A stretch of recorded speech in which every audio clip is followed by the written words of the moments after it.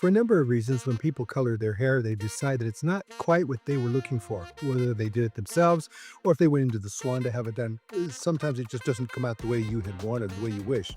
So the idea is, well, now can I just go ahead and remove this by using something that feels more accessible to me, such as baking soda? Can I use baking soda to remove unwanted hair color?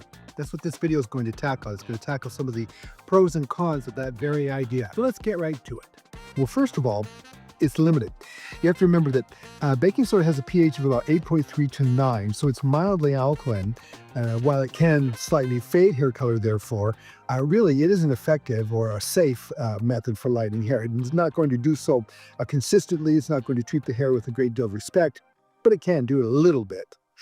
Baking soda alone, it lacks the oxidative strength. It doesn't have enough oxygen molecules to accomplish the goal that you would have in terms of removing hair color. So I wouldn't recommend it at all.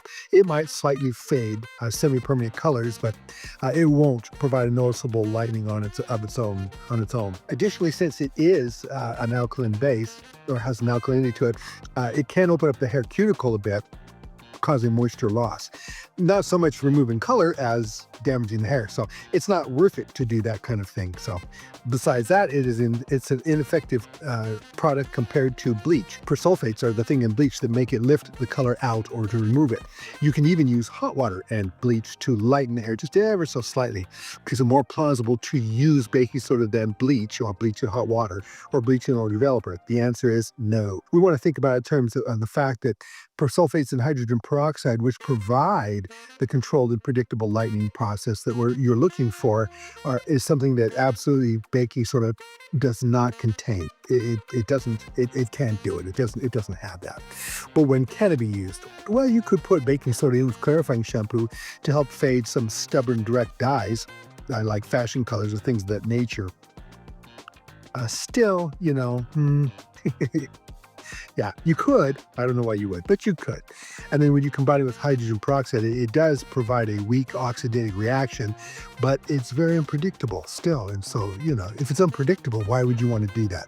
You simply wouldn't want to. And it's more damaging than other professional alternatives, so you really wouldn't want to do that either. For controlled lightening, it's best to use professional bleach, powdered lightener, so forth, and developer. They use products that have been designed to do it. So that's going to require persulfates, that's going to require bleach, or at the very least, a color remover. If you want to, what you could do, I'm not going to do it, but you could do it if you want to. You can take a mannequin with color on it and split it in half. On one side, put baking soda, and on the other side, put bleach and hot water. Then you'll be able to see the difference for yourself. No, that's not something I'm going to waste my time on. My background in chemistry says, why would I do that? Thank you very much for tuning in and finding out. Maybe you'd like to join us. Maybe you'd like to follow us for more information on all things hair. If that's the case, please do. Please feel free, and we look forward to interacting with you in the future. Take care for now. Bye-bye.